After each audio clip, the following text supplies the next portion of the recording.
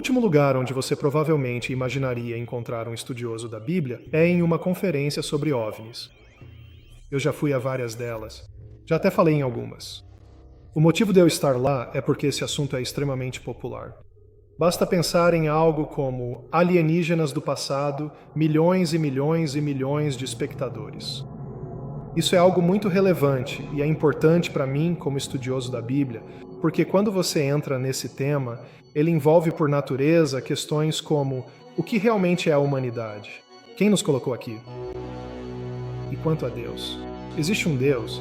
Talvez o Deus em que pensamos seja na verdade um ser alienígena superior. Agora, para mim, isso nos leva diretamente ao mundo invisível, o reino dos anjos e demônios e deuses e do próprio Deus, coisas bíblicas.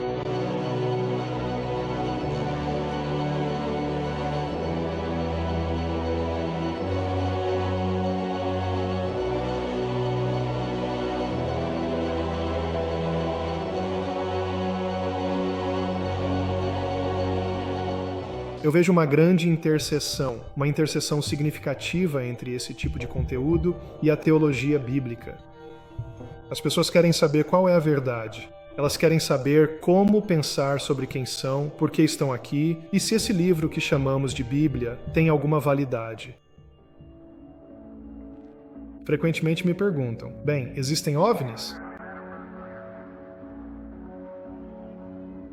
E quando as pessoas normalmente fazem essa pergunta, o que elas querem dizer basicamente é: você acredita que existem extraterrestres pilotando naves pelo céu? Mas essa é uma maneira um tanto simplista de abordar as coisas. Sim, há muitos e muitos avistamentos de OVNIs que são legítimos. Mas o que isso significa, afinal? Significa que alguém está olhando para o céu e vê algo que não consegue identificar. É só isso que significa. Agora, mesmo que seja um observador treinado, como um piloto ou militar, alguém acostumado a ver, você sabe, aeronaves, até mesmo essas pessoas verão coisas que não conseguem identificar. Elas realmente não sabem o que aquilo é. Há milhares desses relatos todos os anos nos Estados Unidos. Isso não é algo isolado. Então, se é disso que estamos falando, sim, existem OVNIs. A questão é, novamente, como processamos o que vimos? Existem aeronaves experimentais que pouquíssimas pessoas, mesmo entre pilotos treinados, saberiam o que é aquela coisa. E temos uma longa história disso nos Estados Unidos. Dito tudo isso, porém, há alguns que simplesmente desafiam qualquer categorização. Há algo sobre o objeto, seja pela forma como ele muda de forma, ou há casos em que um deles explode por falta de um termo melhor, se desfaz e depois se recompõe, coisas assim que simplesmente não parecem se encaixar em nenhum dos outros padrões. Então existem anomalias. Quando você começa a falar nesses termos sobre algo que você vê visualmente, você acaba sendo, de certa forma, atraído para o mundo espiritual. E é nesse ponto que muitas pessoas novamente ficam especialmente interessadas no assunto, porque quando começam a adentrar esse território, isso as leva para a religião, para a teologia, para a Bíblia e também para outros livros sagrados. Muitos estudiosos da Bíblia têm hobbies. Alguns mexem com carros, outros gostam de cozinhar. O que eu faço é lidar com coisas de OVNIs. Há muitas pessoas que se interessam por esse assunto ou já tiveram alguma experiência ou conhecem alguém de confiança que passou por algum tipo de experiência. E muitas vezes no contexto cristão elas são descartadas bem rapidamente. O pastor, você sabe, talvez você precise de aconselhamento, talvez precise de terapia. Talvez precisemos expulsar um demônio de você, ou algo assim. Agora, eu percebi na minha convivência tanto com cristãos quanto com não cristãos nesse pequeno universo que eles estão prontos para ter discussões teológicas realmente significativas e transformadoras. Já conheci pastores, inclusive, em conferências sobre OVNIs que estão realmente se esforçando para tentar processar isso e manter a fé. Eu conheço uma igreja em particular em Porto Rico, onde quase toda a congregação afirma ter sido abduzida por alienígenas. Agora isso realmente foge do comum. Mas eles são cristãos, são sérios, e não querem abandonar a fé, mas querem respostas. E eu me meto em confusão por dizer isso, mas vou dizer aqui também, já tive discussões teológicas melhores em conferências sobre OVNIs do que tive na igreja. Se isso for verdade, como devemos pensar sobre a Bíblia? Como devemos pensar sobre o conteúdo da nossa fé?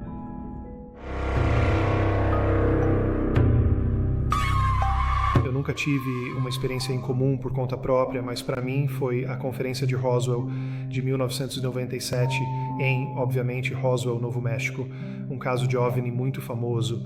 E eu já tinha lido bastante sobre isso, e um dia eu estava ouvindo a transmissão da CNN de um briefing da Força Aérea, e havia um repórter na conferência que aparentemente tinha lido, conseguiu algumas informações sobre o evento e perguntou ao coronel da Força Aérea, um cara chamado Coronel Haynes, sobre algo no relatório. Isso é o que eu gostaria de ter tido naquela primeira transmissão. E a pergunta foi: bem, Coronel Haynes, no relatório, o senhor e a Força Aérea dizem que os corpos que as testemunhas afirmaram ter visto nesse OVNI acidentado em Roswell em 1947 eram, na verdade, bonecos de teste que a Força Aérea usava.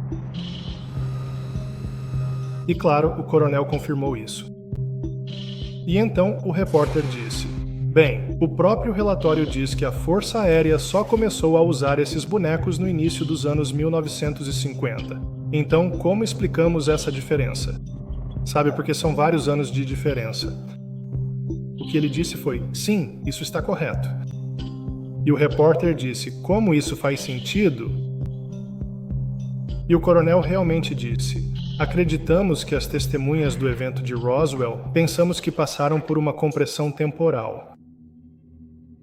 E quando ouvi isso, pensei exatamente o que o repórter disse. O que é isso? O que é compressão temporal? E o coronel respondeu: bem, achamos que as testemunhas estão recontando uma história que, na verdade, aconteceu nos anos 50, mas estão se lembrando como se tivesse acontecido em 1947. Agora, estamos sentados em Roswell, sabe? Se eu sou o repórter, eu estou ouvindo sobre um evento, uma conferência sobre um evento. Este é um evento comemorativo, na verdade.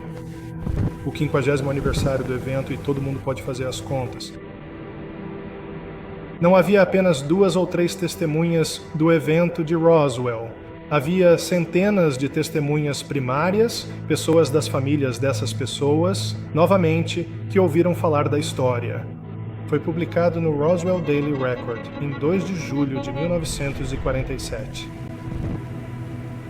Saiu nos jornais, em 1947, na mesma semana, em todo o país, mas de alguma forma esse cara está dizendo: não, foi mesmo nos anos 50.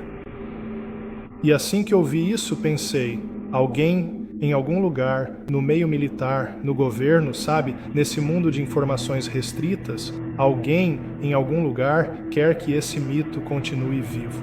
Porque é só isso que essa coletiva de imprensa está fazendo. Está alimentando a mitologia de uma encoberta do governo, e a história de cobertura são os alienígenas. Porque a resposta que o coronel deu foi tão ridícula e tão facilmente desmentida que eu não conseguia acreditar no que eu estava ouvindo. E isso meio que me tirou de um leitor casual, alguém com um interesse contínuo, mas casual, para uma pessoa que pensou: eu preciso fazer uma pesquisa aqui porque há algo sobre esse caso, há algo sobre esse assunto. Tem mais coisa do que parece aqui. Alguém quer que esse mito continue vivo e eu queria saber por quê.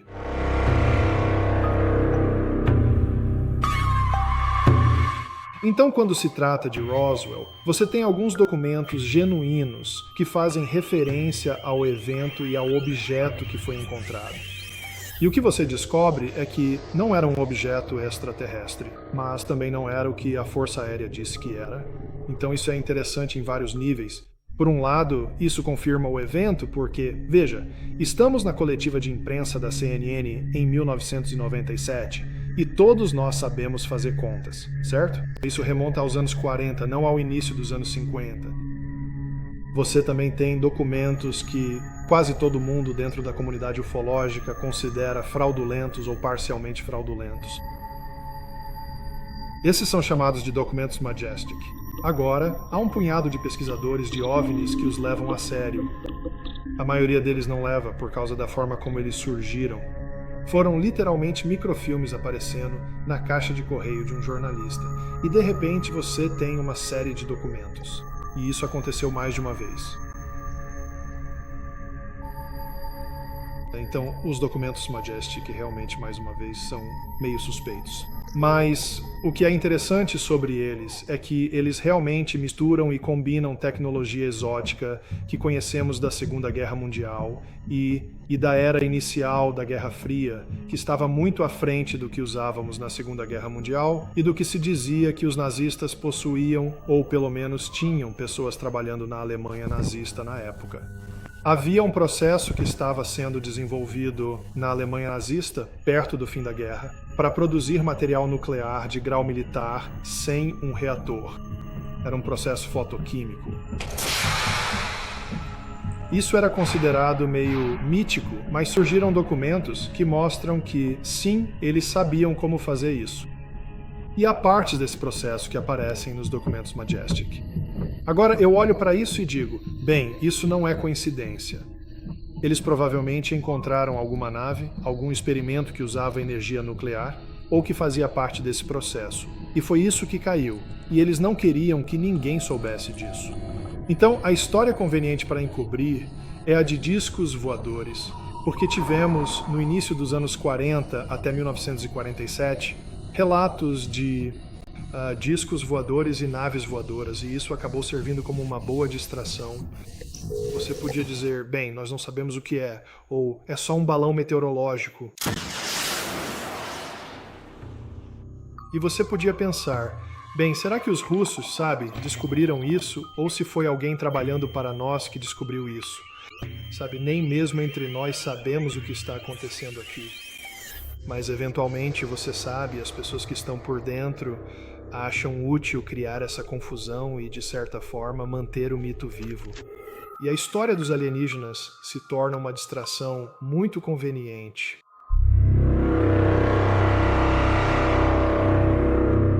Minha visão, e essa é a perspectiva que adoto em The Facade, é que Roswell foi um erro da Operação Paperclip. Esse foi um programa iniciado pelo nosso governo durante a Segunda Guerra Mundial. Nós sabíamos que íamos ganhar a guerra. A questão passou a ser, o que fazemos com algumas das pessoas que estavam na linha de frente das tecnologias que nos interessavam, como o foguete V2? O presidente Truman, na época, não queria que ninguém da Alemanha nazista ou do Japão que estivesse envolvido em crimes de guerra fosse trazido para o nosso país, mesmo que fosse por um propósito aparentemente bom. Vamos aproveitar o conhecimento deles e obter seu conhecimento tecnológico. No entanto, havia pessoas que discordavam dele, e o que elas faziam ao longo da cadeia de triagem era o seguinte: se encontrassem um candidato realmente interessante que sabiam que seria rejeitado por causa de uma ligação com, por exemplo, os campos de extermínio ou algo assim, colocavam um clipe de papel no arquivo dessa pessoa. Isso era um sinal para a próxima pessoa na linha puxar aquele arquivo, dar a esse sujeito uma nova história, limpar seu registro e então passar adiante. Agora trouxemos mais de 700 cientistas nazistas para o país para trabalhar conosco nesse projeto.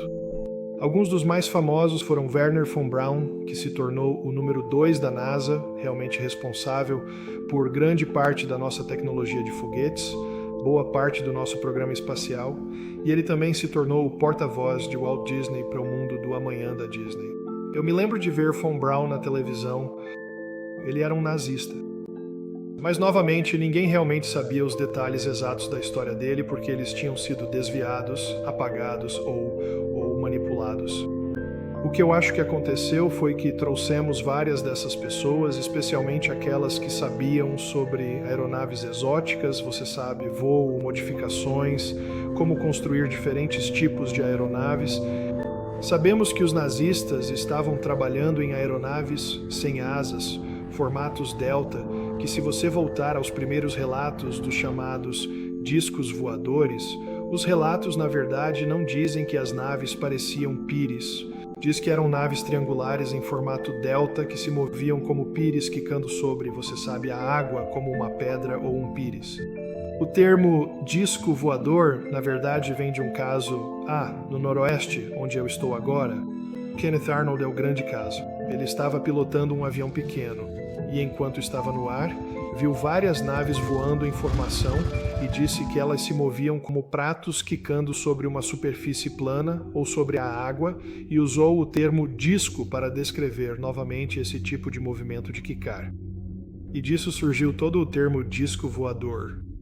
Mas quando pediram para ele desenhar o que viu, ele desenhou uma nave com asas em delta. Ele não desenhou um círculo perfeito, sabe, como normalmente pensamos quando falamos de discos voadores. Agora, olhando em retrospecto, sabemos novamente algumas das coisas em que eles estavam trabalhando. Nós sabemos os processos que eles estavam usando para fazer isso, e essas coisas aparecem nos documentos Majestic e também em algumas tecnologias claramente humanas, como a nave de Roswell, por exemplo. Você vai ler de novo sobre coisas exóticas, não sabemos como isso funciona ou o que é, e aí eles encontram coisas como engrenagens, certo? Sabe, por que você precisaria de uma engrenagem em uma nave desse tipo se ela realmente fosse algo capaz de viajar pelo espaço? Existem incongruências aí. Você tem Roswell. Esse é o lugar onde armazenávamos nossas bombas nucleares. Essa era uma base importante. Qual teria sido a reação do público em 1947, logo após a guerra, ao descobrir que nessa base tínhamos pessoal que havia trabalhado em coisas vindas da Alemanha nazista? Quero dizer, isso teria causado um alvoroço, mesmo que eles não estivessem localizados especificamente lá, só de saber que os tínhamos em nosso aparato científico, que não haviam sido processados, que seus registros haviam sido limpos e que estavam ali, na nossa folha de pagamento, pagos pelos contribuintes. Isso teria causado um alvoroço. É uma ótima história de encobrimento pegar o que aconteceu em Roswell e chamar de extraterrestre, ou dizer que é um mistério, porque isso ajuda a encobrir e desviar a atenção do que você realmente está fazendo. Outro motivo pelo qual acho que Roswell precisou ser encoberto ou teve sua atenção desviada do que realmente era são os corpos que foram relatados no incidente de Roswell. Eu não acho de forma alguma que fossem corpos extraterrestres. O que eu acho é que eram crianças pequenas ou talvez crianças que você sabe tinham certas doenças como progeria, em que ficam carecas e suas cabeças ficam grandes, esse tipo de coisa. Há documentação de que esse tipo de criança e também jovens adultos que se encaixavam em um certo perfil de altura e peso foram retirados de prisões, eram condenados à morte e nós experimentamos neles. Agora, isso é chocante. Mas de onde isso vem é da Operação Paperclip novamente, o lado japonês da Paperclip. Eles tinham dois programas que são importantes para essa discussão. Um era a Operação Fugo, que envolvia balões de grande altitude, e o outro era o trabalho realizado na Unidade 731, que era de armas biológicas. Sim, essas duas coisas seriam combinadas pelos japoneses. Eles testaram seus balões de grande altitude durante a guerra. Eles colocavam um explosivo em um desses balões, lançavam-no, e então as correntes de vento o levavam até a costa oeste dos Estados Unidos. Então, se eles chegassem e explodissem, eles saberiam que funcionou, sabe? Que esses balões realmente funcionaram. E o plano não era prender explosivos neles, mas sim armas biológicas, sabe? Para infectar o abastecimento de água, espalhar doenças que não tinham cura. Coisas realmente horríveis mesmo. Quero dizer, pense em algo como antraz, esse tipo de coisa. Você poderia entregar isso com um desses balões. Agora, alguns deles realmente chegaram aqui, neste país. A imprensa foi proibida de falar sobre qualquer coisa disso pelos militares. E eles realmente obedeceram, e a lógica era: não queremos que os japoneses saibam que algum deles chegou aqui. O que fizemos foi trazer pessoas do Japão que faziam parte desses programas para este país. E então começamos a experimentar com balões de grande altitude, para ver o que poderia ser feito. Usamos seres humanos para testes de altitude. Existe algo neste país chamado Projeto Sunshine. onde pegávamos condenados à morte e os usávamos como cobaias, porque precisávamos saber os efeitos disso ou daquilo no corpo humano. Então, quando um deles cai, há um erro, certo? Operação Paperclip, você sabe, o experimento dá errado no deserto lá em Roswell. É muito conveniente dizer, não fazemos ideia do que é isso. Ah, é só um balão. Ou, ei, talvez os russos estejam fazendo isso. Ou talvez sejam alienígenas do espaço. Novamente, para tornar o mito meio real o suficiente para que as pessoas falem sobre isso e pensem que é isso que estamos encobrindo, em vez daquilo que realmente estamos escondendo. Sabe, isso é algo muito útil nesse sentido.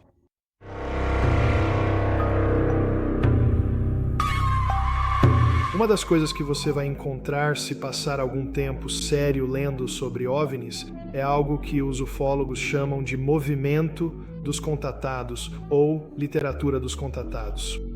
Essas são as histórias das pessoas quando afirmam ter sido abduzidas por alienígenas ou dizem ter encontrado seres alienígenas. E o que me chama a atenção como teólogo e como estudioso da Bíblia é a mensagem. Há várias pessoas na área que atribuiriam isso a causas muito humanas e a técnicas de lavagem cerebral, certo? Pessoas abusadas de várias formas e por vários motivos e que recebem memórias falsas, algo para lembrar no lugar disso. E este é um campo muito estranho e vasto que tem raízes profundas em assuntos bastante esotéricos que parecem não ser reais, como controle mental, MKUltra. Para mim, não é coincidência que as mesmas pessoas que aparecem nos documentos das audiências do Congresso sobre o MKUltra nos anos 70, seus nomes também apareçam em narrativas de abdução alienígena.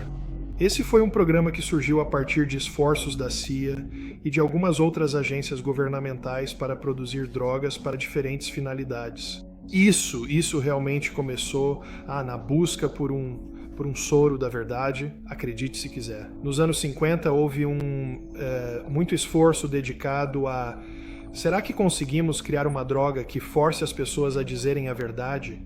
E se conseguirmos isso, podemos usar essa droga e experimentar em nosso próprio pessoal para desenvolver uma resistência caso eles sejam capturados algum dia?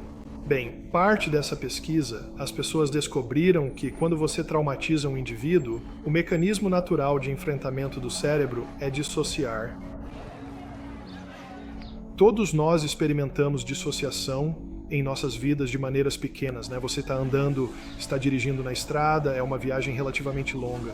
Você chega ao seu destino, não consegue se lembrar de como chegou lá, porque sua mente foi para outro lugar. Bem, as pessoas nesse programa descobriram que você podia fazer isso deliberadamente com as pessoas e fazer com que parte da mente delas essencialmente se separasse e então ela ficava pronta para ser programada. Você podia dar instruções a essa parte. Isso costumava ser chamado de transtorno de personalidade múltipla. Isso podia ser feito deliberadamente em um laboratório ou era o que o cérebro fazia quando uma pessoa era, por exemplo, abusada ritualmente ou repetidamente em todos os tipos de contextos diferentes. O governo decidiu explorar essa área de pesquisa e um dos programas que fez isso ficou conhecido como MKUltra. Se você já viu o filme Teoria da Conspiração com Mel Gibson, ele é uma vítima do MKUltra no filme, O Candidato da Manchúria.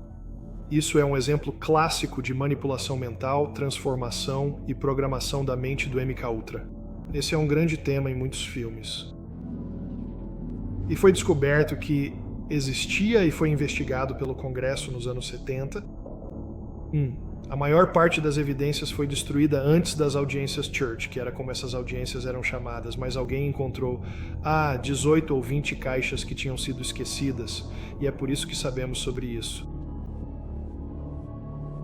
Existem alguns nomes muito importantes que aparecem nessa literatura, nessas audiências e em pesquisas ou eventos de abdução alienígena. E eu não acho que isso seja uma coincidência. Então, quando olho para esse assunto, penso que é perverso. Eu acho que é maligno. Acho que as pessoas são deliberadamente abusadas em meia dúzia de contextos diferentes. E esse é o resultado.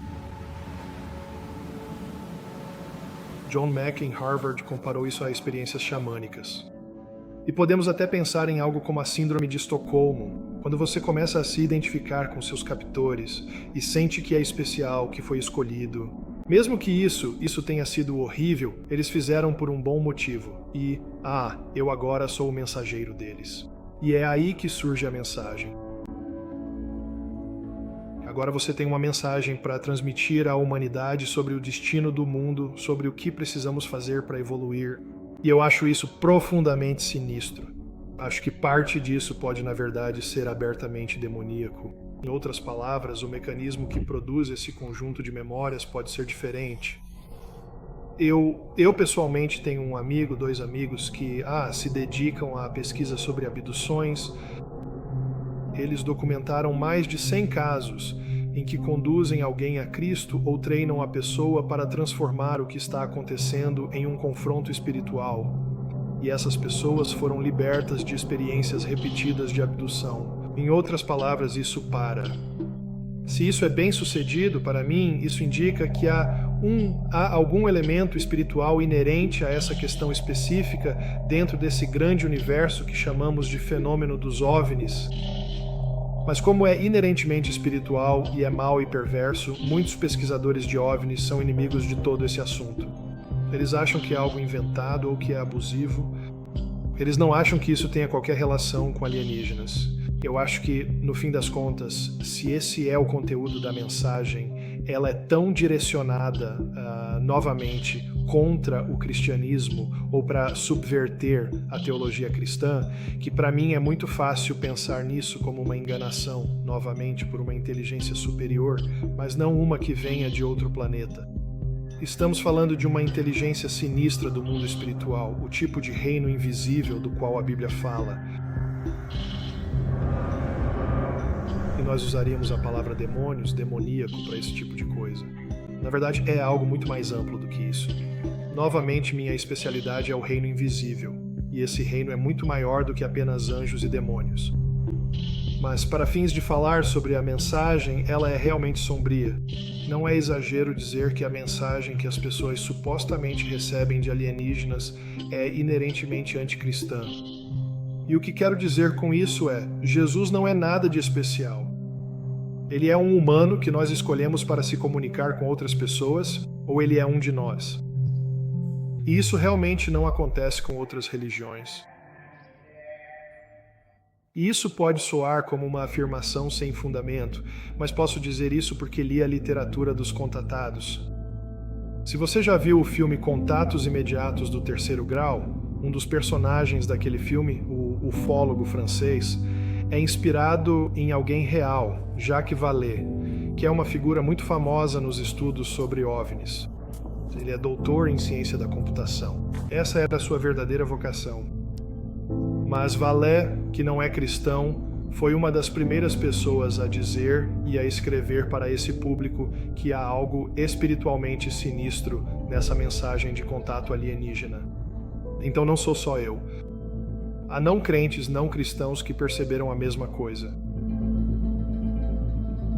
Na verdade, houve uma grande conferência em 1992, realizada no MIT, sim, aquele MIT sobre abduções alienígenas. E parte disso foi porque havia um professor famoso em Harvard, um do departamento de psicologia, ele próprio era psiquiatra, que estava profundamente envolvido em pesquisas sobre abdução alienígena. O nome dele era John Mack, ele já faleceu. Nesse evento, que durou alguns dias, vários acadêmicos decidiram abordar esse tema. Você pode comprar os artigos. Todos foram publicados e um deles tratava de uma das semelhanças entre narrativas de abdução e abuso ritual satânico. Bom tema. Para quem não está familiarizado com esse termo, estamos falando, na verdade, de atividades rituais, adoração, por assim dizer, em um contexto luciferiano que envolve abuso sexual e outros tipos de abuso. Existem pontos de contato entre o que as pessoas relatam ter acontecido com elas nesses rituais e qual seria supostamente o objetivo de uma experiência de abdução. Há muitos paralelos. E não estamos falando de 3 ou 4. Eu realmente os contei. são mais de 20. As mesas de metal, os tipos de ferimentos que as pessoas sofrem, elas são examinadas em todo tipo de lugar horrível, sabe? Mensagens do tipo: estamos fazendo isso para que você possa dar à luz, sabe, uma criança híbrida. Agora, os tipos de coisas que você ouviria em uma situação de abuso ritual satânico ou em qualquer episódio de trauma deliberado que se vinculasse a Lúcifer ou Satanás, seriam, por exemplo, com crianças, onde crianças estão sendo abusadas sexualmente e o agressor pode se passar, até mesmo fantasiado, por Jesus, por exemplo. E assim, toda a ideia é fazer a criança acreditar que Deus a odeia, ou que Lúcifer é o verdadeiro Deus e Jesus é seu inimigo. Com adultos, novamente, isso assume um tom diferente, embora se a mensagem possa ser mais ou menos a mesma. Pode ser um pouco mais sofisticado, por exemplo, mensagens do tipo: você é especial, você foi escolhido. Mas às vezes há uma abordagem em que, mesmo sendo sofrimento, é uma espécie de visão xamânica de que esse evento vai te sintonizar mais com as realidades do mundo espiritual e isso vai te preparar para transmitir uma mensagem que as pessoas precisam ouvir. Agora, em termos de narrativa de abdução alienígena, isso é muito comum.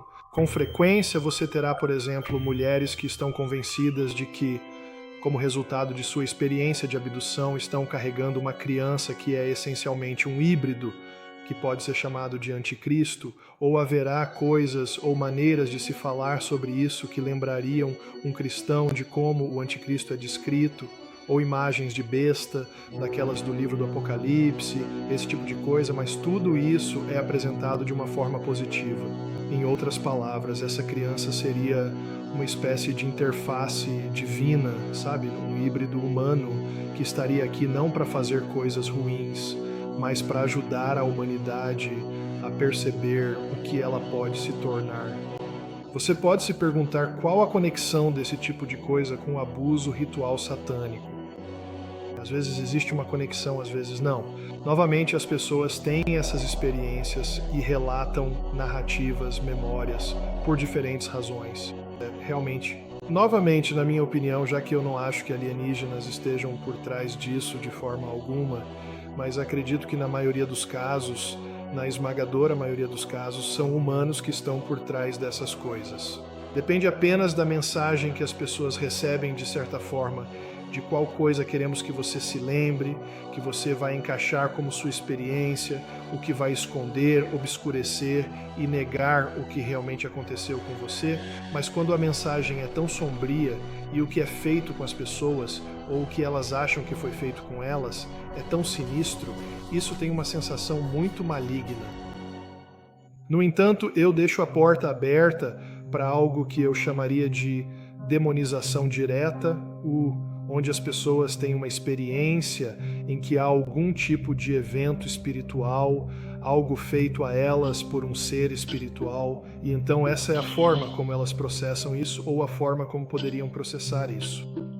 Na minha opinião, os casos que se destacam como provavelmente de forma bastante óbvia, entrando nesse território demoníaco por natureza, são aqueles em que você que realmente tem uma reação a uma pessoa que ensinou ou se lembra de certa forma, interpor Jesus na conversa. Quando você tem algo acontecendo e invoca o nome de Cristo, por exemplo, ou, sabe, você fala com o perpetrador, em nome de Cristo, e exige que ele pare ou algo assim.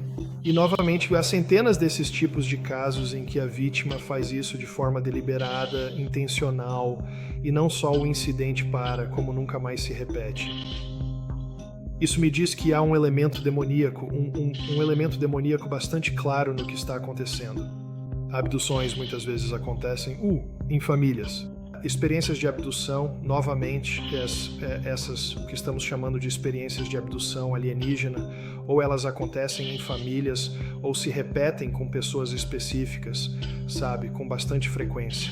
Isso volta de novo, e de novo, e de novo, e de novo, e de novo. Nós também estamos familiarizados com isso por causa da mídia, sabe, filmes e programas de televisão. Então, quando você tem esse tipo de situação e a enfrenta com uma espécie de arma espiritual, e então acaba para mim isso sugere fortemente que tivemos um evento sobrenatural acontecendo aqui.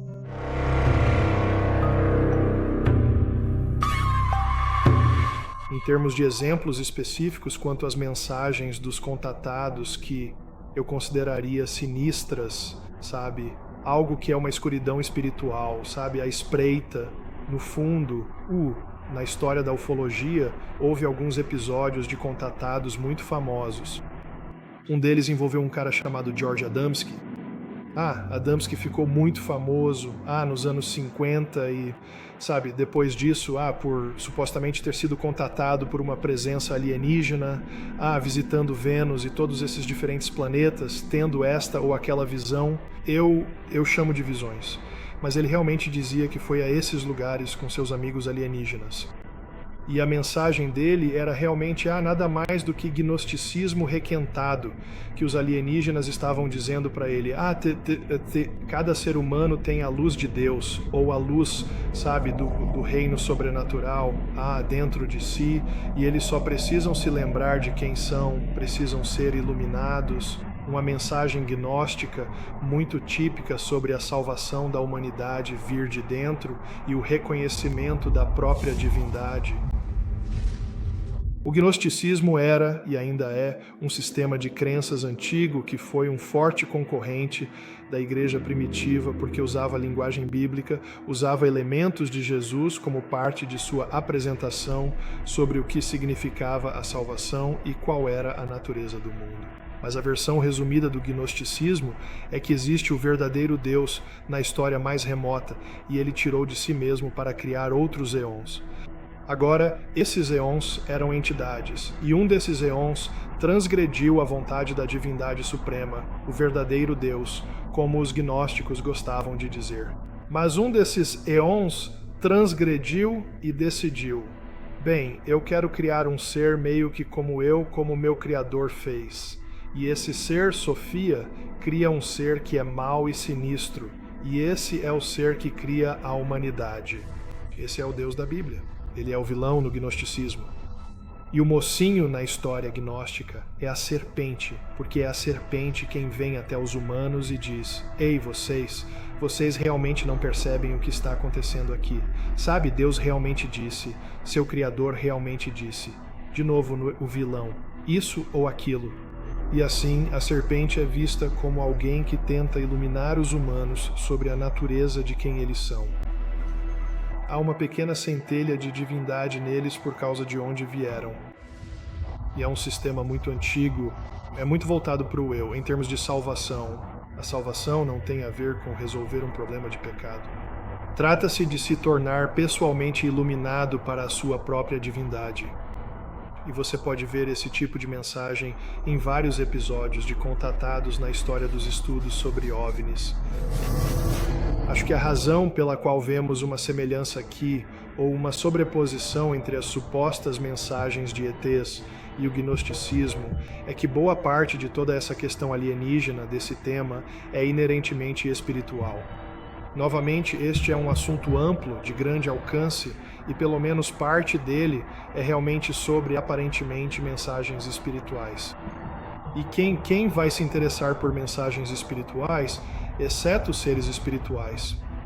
Certo, então você tem concorrentes de Deus que possuem seu próprio tipo de mensagem para desviar a humanidade da verdade, e é muito conveniente, novamente, usar um certo conjunto de ideias, mas aqui estamos nós no século XX, certo? Com esses eventos de contato. Então, eu vejo esta parte da ufologia realmente como nada mais do que seres demoníacos inteligentes usando velhas mentiras e as reembalando para um público do século XX e XXI. O que seria divino para uma pessoa do século XX e XXI? Um extraterrestre. Quero dizer, é muito simples. É um ser inteligente que não somos nós, não faz parte do reino animal, é tão transcendente em comparação conosco que se torna um veículo muito conveniente. E se você realmente pensar sobre isso, a mensagem alienígena, coisas de OVNIs nesse nível, é realmente como converter o céu em espaço. Você tem o céu sem o Deus da Bíblia. Você tem um destino transcendente para a humanidade sem qualquer responsabilidade. A questão do pecado e da salvação nem sequer está em pauta, mas ainda assim você fica com todas as partes boas. Ah, nós temos esse grande destino. Ah, vamos nos tornar semelhantes a deuses. Ah, a divindade se interessa por nós, nos ama, tem uma mensagem para nós e escolhe alguns de nós para transmitir essa mensagem e nos tornar especiais. Você tem tudo isso reempacotado nesse tipo de roupagem de sociedade tecnológica como alienígenas. O segundo episódio famoso é o de Billy Meier. Isso aconteceu na Suíça, mas ganhou muita atenção na comunidade ufológica em geral e também por aqui, porque Meier foi o cara cujas fotos, novamente supostas fotos de naves alienígenas, acabaram na capa do National Enquirer e de outras publicações do tipo e pareciam realmente espetaculares. É meio aquele caso de que parece bom demais para ser verdade. Meier teria sido supostamente contatado por uma alienígena, que claro era bonita, e seu nome era Semjase, S-E-M-J-A-S-E. Isso é surpreendentemente parecido com Semjasa, com Ik, ou Shemkasa do primeiro Enoque, que é um demônio, certo? Na verdade, um dos principais personagens do episódio dos Vigilantes em Gênesis 6. E então, novamente, se você tem o conhecimento bíblico, você olha para a história disso e pensa, isso realmente não pode ser uma coincidência. Quero dizer, ou ele inventou tudo isso e escolheu um nome realmente ruim que vai transmitir de novo uma espécie de mensagem demoníaca. É fácil ler a narrativa de Gênesis 6 quando você tem esse tipo de coisa em mente como sendo, digamos, um incidente antigo do mesmo tipo. E existem esses pontos de contato, especialmente, novamente, com relação aos desdobramentos. Na recontagem de Enoque sobre essa história, em vez de dizer filhos de Deus, ele frequentemente usa o termo vigilante. Agora, essa palavra realmente aparece na própria Bíblia, em Daniel. Ela aparece 3 ou 4 vezes em Daniel capítulo 4. Refere-se apenas a seres vigilantes ou possivelmente aqueles que não dormem. Existem os bons e também existem os rebeldes. Os bons estão em Daniel 4, vigilante e um santo vê. Agora, essa palavra realmente aparece na própria Bíblia em Daniel. Ela ocorre 3 ou 4 vezes no capítulo 4 de Daniel. Ela simplesmente se refere aos vigilantes ou possivelmente àqueles que não dormem. Existem os bons e também os rebeldes. Os bons estão em Daniel 4. Um vigilante e um santo descem e dizem a Nabucodonosor: Ei, você vai enlouquecer por um tempo. E nós realmente descobrimos nesse capítulo que essa punição por causa do seu orgulho é, entre aspas, pelo decreto dos vigilantes, no plural, no versículo 13. Agora, alguns versículos depois, isso também é chamado de o decreto do Altíssimo. Então não é como se você tivesse um monte de seres angelicais por aí dizendo: Ei, vamos descer e dizer isso e aquilo para Nabucodonosor, ou isso vai acontecer com ele, e nós é que mandamos. Nós precisamos olhar para Gênesis 6 com bastante atenção. É muito fácil ler essa passagem tendo esse contexto em mente.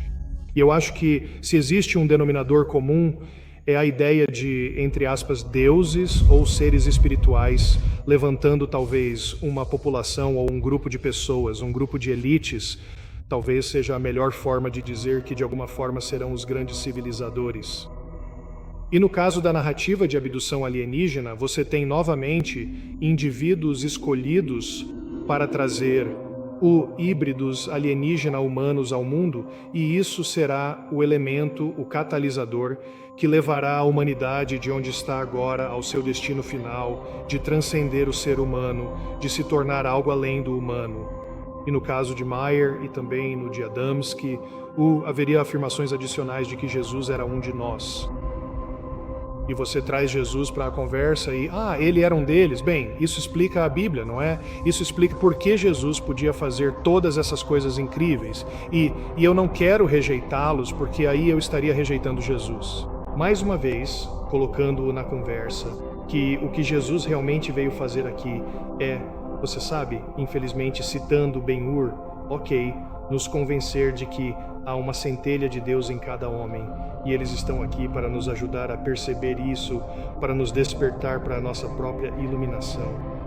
E Meier inventou isso e escolheu um nome realmente infeliz, que novamente pessoas familiarizadas com textos antigos vão, você sabe, perceber, ou ele foi encontrado por uma entidade que assumiu esse nome e, mais uma vez, isso é muito sugestivo de algo sinistro.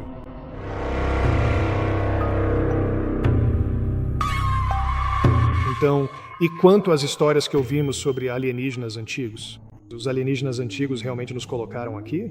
Eles são realmente nossos criadores? Eles nos deram a tecnologia que temos agora ou que tivemos na antiguidade?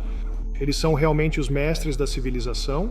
A Bíblia ou qualquer outro texto antigo realmente descreve extraterrestres? Ela realmente descreve seres que viveram e vieram de outros planetas usando tecnologia para chegar aqui? Ou há algo mais acontecendo?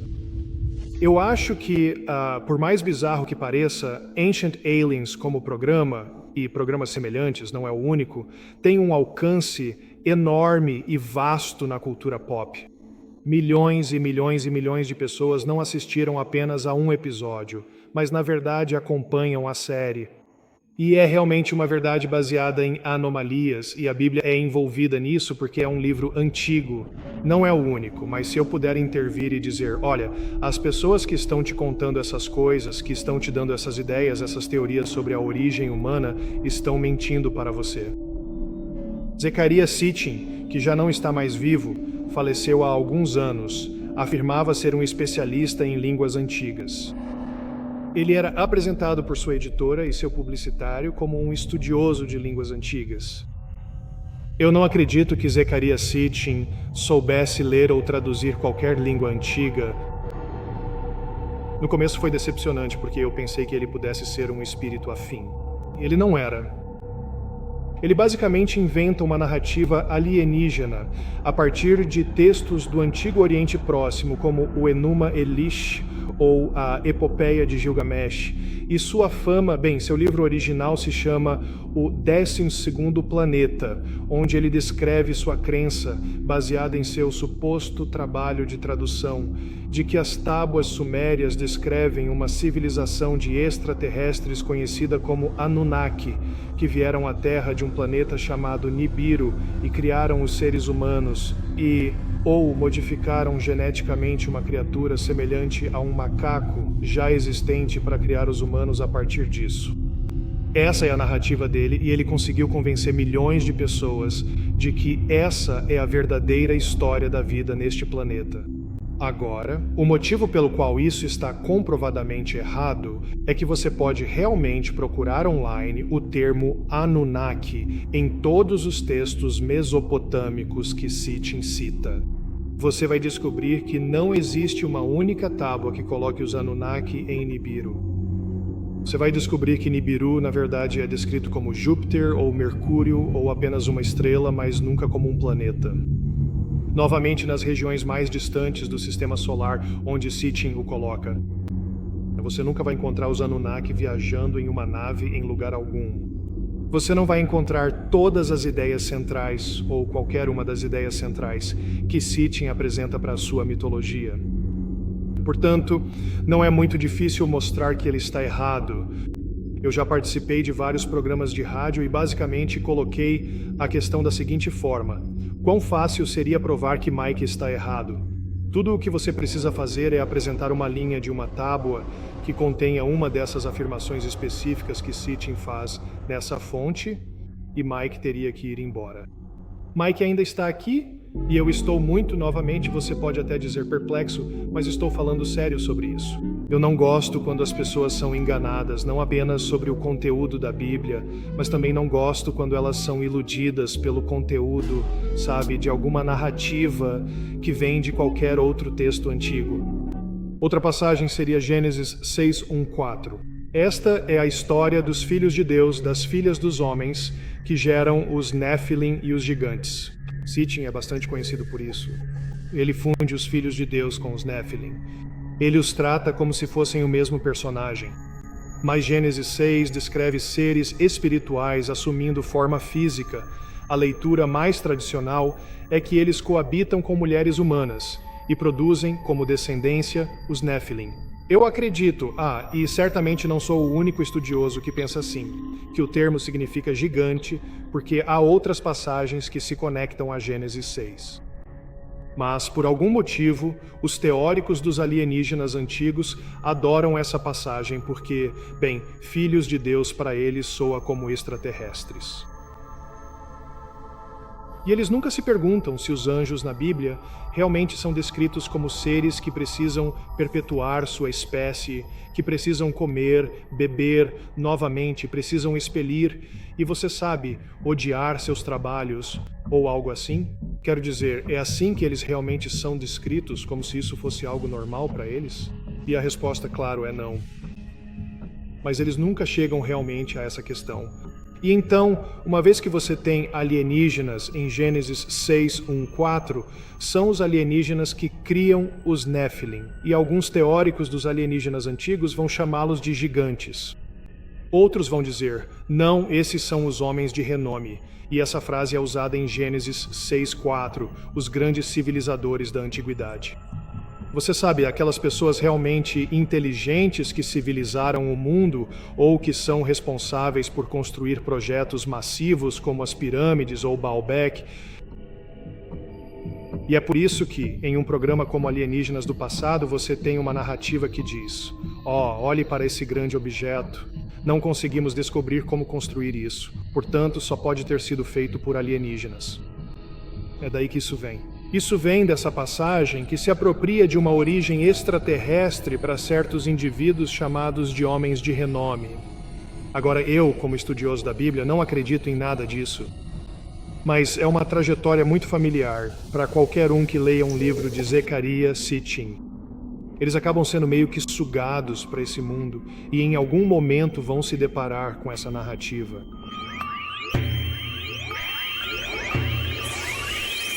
Fui convidado para falar na conferência de OVNIs da Bay Area e fui convidado para falar sobre astronautas antigos. Sou um estudioso de estudos antigos. Sou um estudioso da Bíblia. Isso é ótimo. Ele participou do Coast to Coast e foi uma entrevista maravilhosa. Vamos trazer esse cara para fazer isso. Eu não fui avaliado de forma alguma. Em outras palavras, eles achavam que estavam trazendo um crente. Eu não sou, mais uma vez, um crente em alienígenas antigos. Então fui à conferência e basicamente fiz uma palestra sobre Zecharia Sitchin. E eu fui a essa conferência e basicamente destruí o trabalho dele. Realmente não há outra maneira de dizer isso. Tentei ser educado, mas também quis ser firme, apenas dissecando onde estavam os erros dele. Fui convidado a me retirar da conferência. Eu não fui pago. Mas tudo bem. Nunca mais fui convidado de volta, nem esperava ser convidado novamente. Mas o grande destaque do evento foi a minha segunda sessão, que aconteceu antes daquela que me colocou em apuros, que foi uma palestra sobre se o cristianismo poderia acomodar uma realidade extraterrestre genuína. Quando você aborda esse tema, precisa entrar em questões como: bem, Jesus teria que morrer em outros planetas? Como os alienígenas seriam redimidos? Então valeu muito a pena a visita e valeu a pena ser expulso do lugar para fazer isso.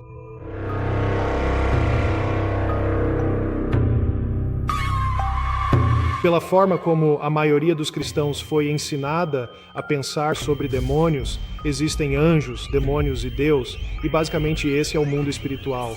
Isso cria certa confusão quando você ouve algumas das coisas que eu tenho dito. Na verdade, você tem vários grupos diferentes de rebeldes. No começo, havia seres inteligentes que ele criou e que vivem no mundo espiritual. E então existem os seres humanos, certo? Seres inteligentes que vivem no mundo terrestre.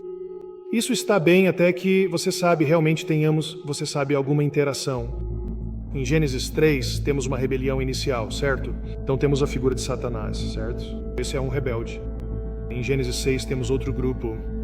Esse grupo, novamente, de acordo com toda a tradição mesopotâmica, bíblica ou judaica, os culpados ali acabam sendo enviados para o abismo até o tempo do fim. É um julgamento escatológico. Então esse é o segundo grupo. Um terceiro grupo nós encontramos no incidente de Babel, Deuteronômio 32, 8, 9, quando Deus divide as nações e as atribui a outros filhos de Deus, e então eles se corrompem. Deus abandona as nações em Babel e diz: Israel será a minha porção agora, Jacó será a minha herança. E então ele chama Abraão e faz para si uma nova nação, Israel. É por isso que no restante do Antigo Testamento é Javé contra os deuses das nações e Israel contra essas nações. Ou filhos de Deus que são designados para as outras nações. Esta é a explicação do Antigo Testamento para o motivo pelo qual essas nações tinham seus próprios panteões.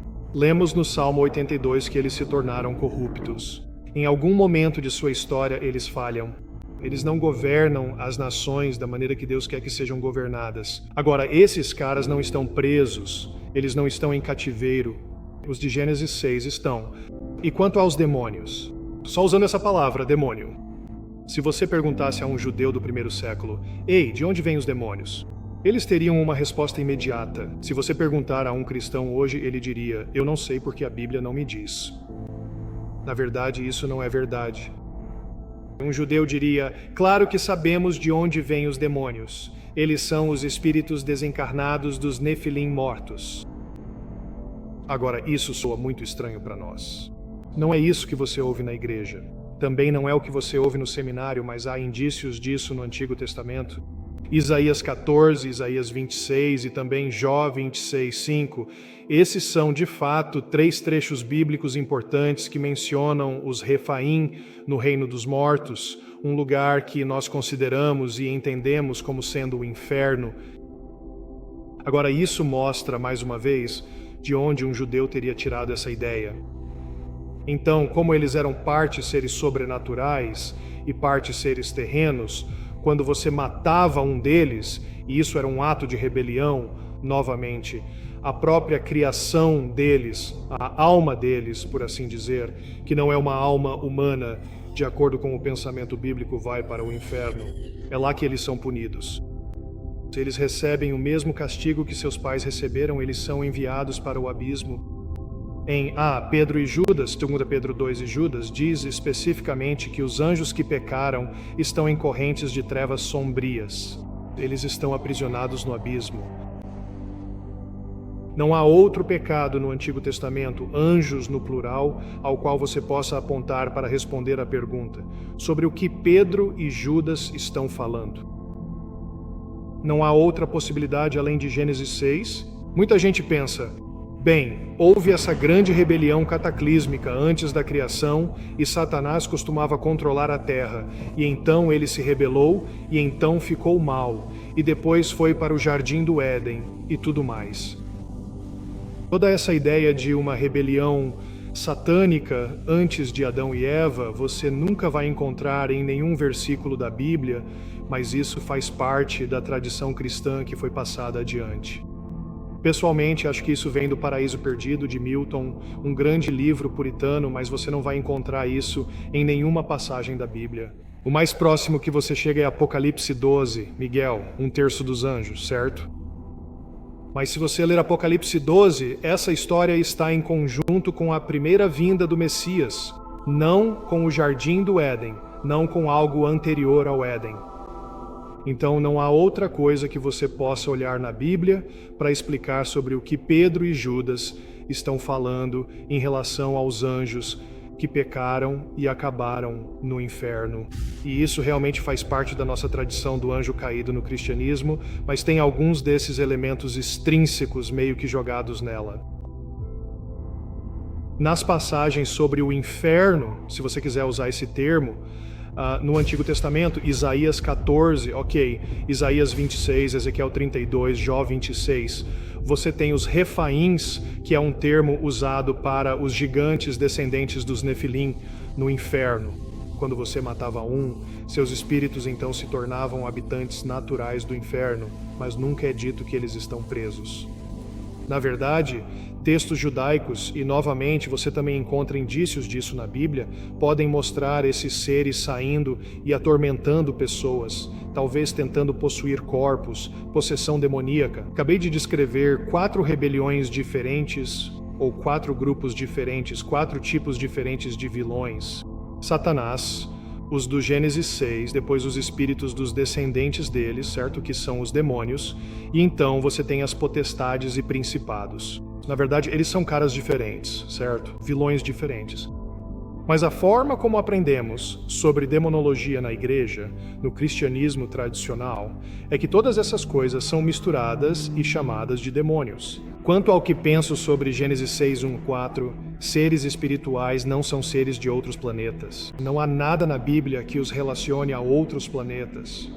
E aqui está a surpresa: não há nada em nenhum outro texto antigo que os relacione a outros planetas. Você nunca vai encontrar em um texto antigo um dos deuses vindo de um planeta para a Terra, o que soa realmente chocante, especialmente à luz do sucesso de alienígenas do passado. Você pensaria que algum texto diria isso. Eles não dizem. Agora, há muitos textos em que os deuses voam em carruagens ou, você sabe, em algum outro tipo de estrutura. Mas nunca há um caso em que eles venham de outro planeta, que é exatamente o que você esperaria. Se os povos antigos que escreveram a Bíblia e outros textos realmente pensassem assim, com certeza algum deles diria isso, mas não dizem. Uma das coisas que sempre surge nessa discussão é Ezequiel 1. As pessoas perguntam: bem, Mike, como você pode dizer isso sobre a Bíblia? Certamente, Ezequiel 1, aquela famosa e bizarra visão que muitas vezes é retratada em filmes de ficção científica como uma nave espacial, certamente deve ser uma nave espacial. Bem, acho que a coisa mais simples que posso dizer sobre isso é que, na verdade, temos as polaroides da época do que Ezequiel viu. Não precisamos adivinhar. Na verdade, temos imagens do que Ezequiel viu. Isso meio que faz as pessoas pensarem: eles não tinham câmeras naquela época. Não, eles não fizeram, mas fizeram escultura, ok? Eles faziam coisas assim, e cada elemento da descrição, as rodas dentro das rodas, sob uma plataforma, eram querubins, 4 faces voltadas em direções diferentes. Em cima deles você tem um trono redondo e plano como um dado, com o trono em cima para a divindade ou o rei. Cada elemento dessa descrição é encontrado e conhecido na iconografia babilônica ou fenícia, em alguns casos na iconografia cananeia. Agora, por que as coisas babilônicas são importantes? Porque Ezequiel está na Babilônia. O que ele está realmente fazendo não é descrever uma nave espacial, a Babilônia se tornou. Ele está descrevendo uma divindade entronizada, mas quem ele coloca no trono? Ele coloca o Deus de Israel em um trono que tanto o povo de Israel quanto os babilônios, entenderiam que é o Deus dos israelitas, que está no controle do tempo e do espaço, do universo, dos céus, do curso da história, de tudo isso. E você pergunta: por que você coloca nesses termos? É por causa dos querubins. Não é por acaso que as 4 faces dos querubins são as 4 imagens iconográficas dos pontos cardeais do zodíaco na Babilônia. O que está sendo descrito aqui é: quem é a divindade? A pergunta é feita: quem é a divindade que controla o fluxo do tempo? Quem está no trono celestial comandando o que está acontecendo? Não é Marduk da Babilônia. É o Deus de Israel. E assim, a mensagem de Ezequiel para os cativos ali sentados à beira do rio Quebar é: sim, vocês estão em um lugar ruim. Sim, Nabucodonosor acabou de conquistar vocês, e vocês podem pensar que Marduk derrotou o nosso Deus, mas não derrotou. Deus está no comando. O Deus de Israel está no comando de vocês aqui, e ele sabe, dita e direciona como a história vai se desenrolar a partir deste ponto. Então, Gênesis 6:1-4 tem um contexto mesopotâmico. É a história dos Apkalu. E se você quiser saber qual é essa história, pode ler O Reino Invisível para descobrir. Mas basicamente, em resumo, é o seguinte: havia deuses antes do dilúvio que ajudaram os humanos a produzir a civilização. E alguns deuses superiores na Mesopotâmia não gostavam das pessoas. Eles decidiram exterminá-las com um dilúvio. Bem, aqueles que gostavam dos humanos disseram: nós investimos muito tempo ajudando essas pessoas, agora isso é uma coisa terrível. O que fazemos? Já sabemos. Vamos nos acasalar com alguns deles, e então o que sabemos, você sabe, será: os filhos que nascerem serão super inteligentes como nós, e assim nosso conhecimento sobreviverá ao dilúvio. Precisamos garantir que alguns deles sobrevivam. E nossos filhos, você sabe, nossa descendência direta fará parte disso e a humanidade será salva. Então essa é a história mesopotâmica. Então aqueles que fazem isso são os heróis. Eles são os mocinhos. Agora, os deuses superiores olham para isso e dizem: isso não era o que tínhamos planejado.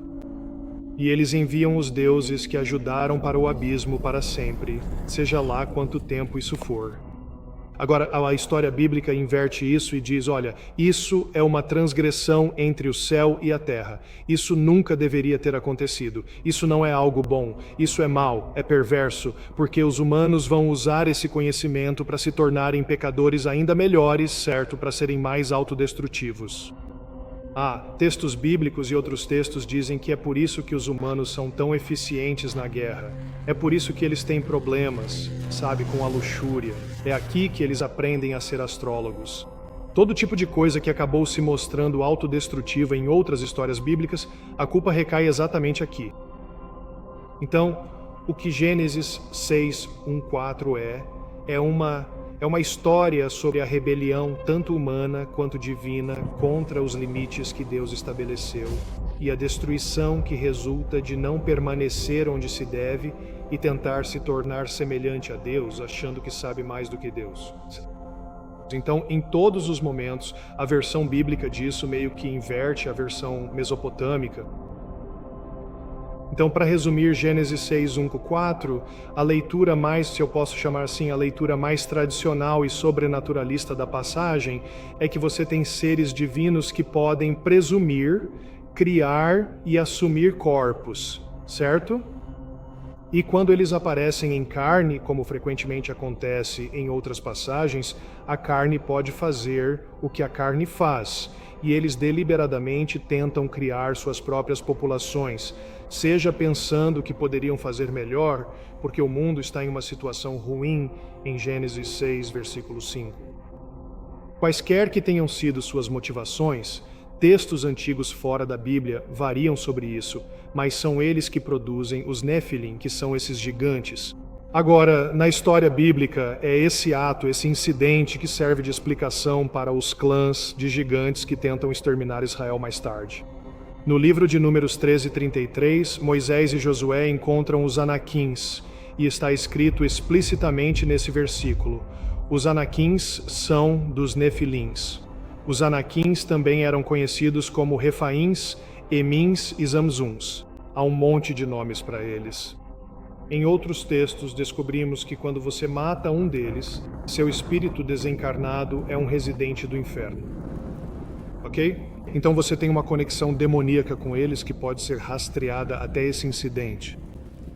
Uma das razões pelas quais muitos cristãos ficam incomodados com a ideia de que poderiam realmente existir alienígenas, seja no passado ou no presente, é que, bem, a Bíblia não os descreve, a Bíblia não os menciona, e isso acaba se tornando um argumento contra-se a ideia, de modo que se eles aparecessem, isso nos incomoda.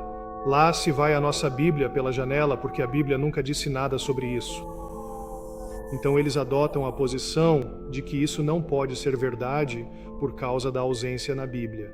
Bem, se você pensar bem, esse é um argumento bem fraco, porque a Bíblia não menciona muitas coisas que sabemos que são reais, como carros, micro-ondas ou papel higiênico, certo?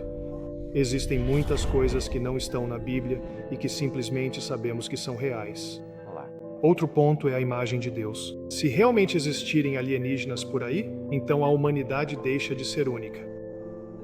Agora, quando coloco as coisas dessa forma, você já pode perceber que as pessoas tendem a entender a singularidade humana e a imagem de Deus de uma maneira muito específica. Elas vão equiparar isso à inteligência.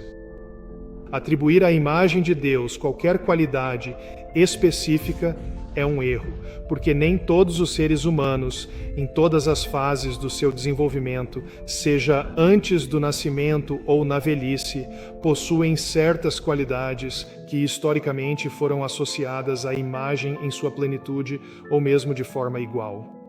Mas repare em Gênesis 1:26, onde temos a seguinte frase: façamos o ser humano à nossa imagem. No versículo seguinte, o texto muda para o singular. Assim, Deus criou o ser humano à sua imagem. Por que temos plurais misturados com singulares? Bem, a razão é porque Deus está falando com pessoas, seres, provavelmente uma palavra melhor, que já estavam lá, indivíduos, seres inteligentes. Eles são os filhos de Deus de Jó 38, que estavam presentes na fundação do mundo. Ele anuncia sua intenção: vamos criar o ser humano. Mas quando ele realmente faz isso, só Deus é o Criador. Você sabe, todos os verbos são singulares, todos os pronomes são singulares, somente Deus é o Criador. Então, a linguagem no plural é importante porque ele está se referindo aos membros do mundo espiritual, o exército celestial. Ele está trazendo-os para a conversa sobre a imagem. Vamos criar o ser humano à nossa imagem ou como nossa imagem. O plural está ali porque, de alguma forma, Deus, nós e eles estamos conectados de alguma maneira. E a forma como estamos conectados é que nós o representamos aqui, eles o representam no mundo deles.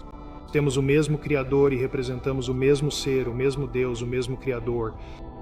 Mas somente o próprio Deus criou qualquer um de nós e os membros do mundo espiritual. E se você adotar essa perspectiva, quando você diz, e se existir vida extraterrestre? E daí? E daí se tivermos vida alienígena inteligente? Isso não é o que significa ser imagem. Se existirem extraterrestres, eles nem entram na equação. Eles nem sequer aparecem no cenário de Gênesis 1. Eles seriam seres criados, segundo o pensamento bíblico, mas não são portadores da imagem. Eles não são membros do exército celestial. Eles não são humanos. São apenas seres inteligentes que existem em outro lugar e que Deus por acaso criou. Deus não precisa nos contar tudo o que faz, tudo o que fez ou fará. E voltamos àquela velha questão de, se não está na Bíblia, então não pode ser real, que, mais uma vez, é uma argumentação falha.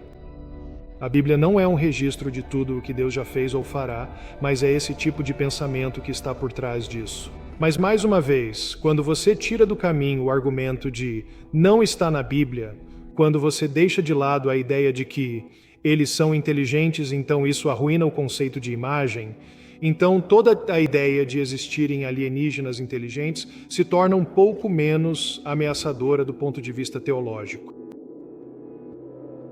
Minha opinião, pessoalmente, novamente, se deixarmos de lado as discussões técnicas sobre, você sabe, se poderiam existir alienígenas ou não, o discurso acadêmico, se tirarmos isso do caminho e falarmos sobre os elementos de mensagem espiritual, eu acho que o que está acontecendo é que temos seres inteligentes, não humanos, divinos, seres espirituais, seja lá como você queira chamá-los, tentando controlar a linguagem da espiritualidade.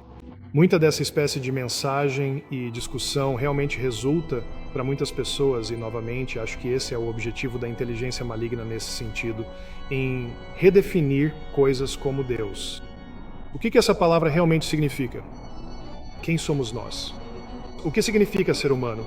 Como chegamos aqui? Quem nos colocou aqui? E qual é o nosso destino? Como temos um relacionamento com esse Deus, nós o ofendemos, existe algo como pecado ou não? Mas eu acho que a inteligência maligna quer controlar e redefinir a terminologia. E eles querem que Deus seja redefinido como um extraterrestre transcendente. E querem que Jesus seja redefinido como um mensageiro de um extraterrestre transcendente, ou como um extraterrestre ele mesmo. Eles querem que a necessidade da humanidade não seja equiparada ao pecado, nem a uma solução para o pecado, mas sim a evolução para se tornar um ser transcendente como eles. Pense sobre isso. Se você tivesse o mesmo vocabulário que usamos no discurso religioso, Deus, Jesus, salvação, humanidade, destino, transcendência, glorificação, céu, todas essas coisas, mas todos esses termos tivessem significados diferentes ligados a toda essa questão extraterrestre, adivinha só. Você pode continuar com a sua Bíblia, nós não mudamos nenhuma das palavras. No entanto, o que as palavras significam é algo diferente. Isso é algo semelhante, pelo menos conceitualmente, ao momento em que a Nahash, a serpente, se aproxima de Eva e diz: "Ei, foi isso mesmo que Deus disse?" E então eles têm uma conversa em que Eva é enganada ou desviada, levada a processar o que Deus disse de uma maneira diferente. Em nossas discussões teológicas de hoje, quase deixamos a ficção científica, e a questão dos ETs faz parte disso, ditar a forma como falamos sobre teologia. A ficção científica é como o televangelismo para a cosmovisão alienígena. Mais uma vez, podemos manter Deus, esse impulso interior de ter algo mais transcendente do que nós, que nos dará um destino que tem a solução para os nossos problemas. Podemos manter tudo isso se o que estamos falando são extraterrestres. Não é maravilhoso? É tudo real. É tudo verdade. Mas ao fazer isso, ao manter isso e ter a linguagem redefinida, ao ter o significado desses termos alterado, mesmo que levemente, estamos abraçando um não-evangelho. Estamos abraçando um Cristo diferente. E eu acho que esse é, na verdade, o objetivo. Então, no fim das contas, temos uma mistura muito estranha de teologia bíblica, o mundo sobrenatural, o mundo invisível, misturados com todas essas coisas de OVNIs, avistamentos, supostos contatos e abduções alienígenas. O que fazemos com tudo isso? Como processamos isso? Eu realmente acho que processar é a chave, e o que quero dizer com isso é que precisamos ser honestos. O mundo é muito mais estranho do que pensamos. Há muitas pessoas que simplesmente passam pela vida achando que tudo está resolvido. Acreditam que já recebemos todas as respostas da ciência ou que a ciência ainda nos dará essas respostas. Não existem anomalias. Não há nada realmente estranho que transcenda o mundo físico. Nós sabemos que isso não é verdade. Existe um mundo espiritual. Então, o que precisamos fazer é ser honestos. O mundo é um lugar estranho. Há muito mais acontecendo do que podemos imaginar. Precisamos simplesmente aceitar essa ideia e então tentar compreender de forma honesta o que as pessoas vivenciam, o que elas veem.